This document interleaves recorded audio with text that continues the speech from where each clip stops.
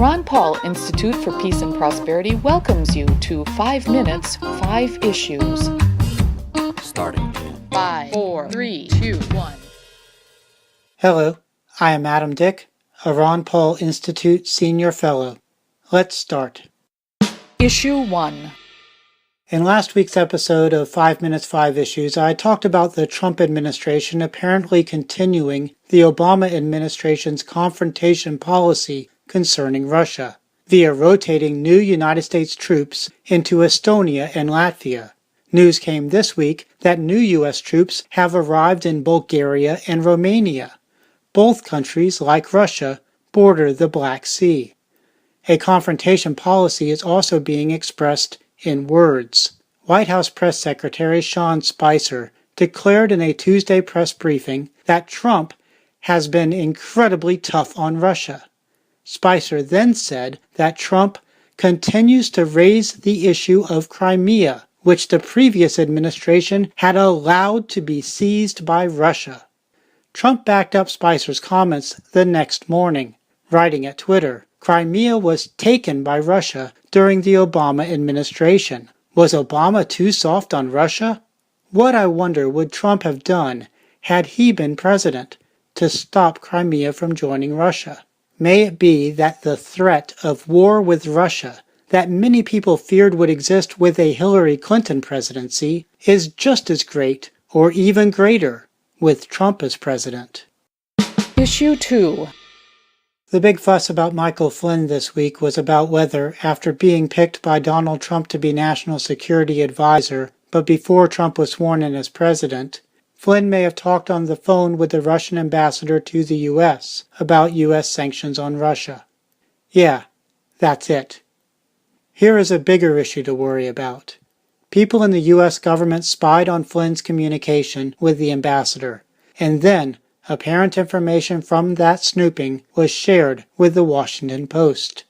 Here we have the surveillance state using tactics it has employed against government leaders of other nations to attack the new U.S. presidential administration. Issue 3. It is troubling watching videos of wanton attacks on individuals and property destruction during the Berkeley, California protest earlier this month and the Washington, D.C. protest the day of Donald Trump's presidential inauguration. Police did not prevent these actions. This serves as an important reminder that you have to rely on yourself to ensure your safety. Issue 4. Many people reacted with shock and dismay after, earlier this month, President Trump said that there are a lot of killers, and asked, "You think our country's so innocent?" Trump's statement was in response to Bill O'Reilly telling Trump in an interview that Russian President Vladimir Putin is a killer. Of course, Trump put himself among the ranks of killers by authorizing fatal attacks overseas in his early days in office. Justin Raimondo provided at antiwar.com a concise and reasoned reaction to Trump's comments. Raimondo wrote, "What Trump said is something that every ordinary person recognizes, that the U.S. government is not and has not been a conclave of angels. He echoes what every libertarian certainly takes as given, that government is coercion, naked force, and that it routinely kills." Issue 5. Julia Edwards Ainsley reported last week at Reuters that a U.S. Department of Homeland Security internal report suggests building a wall along the U.S.-Mexico border will cost up to $21.6 billion. That amount, Ainsley writes, is much higher than a $12 billion figure cited by Trump in his campaign, and estimates as high as $15 billion from Republican House Speaker Paul Ryan and Senate Majority Leader Mitch McConnell. This should come as no surprise. Neither should future reports of the wall's costs moving higher and higher. The wall is, after all, a U.S. government project. Americans should not worry about only the financial cost of building and maintaining the wall.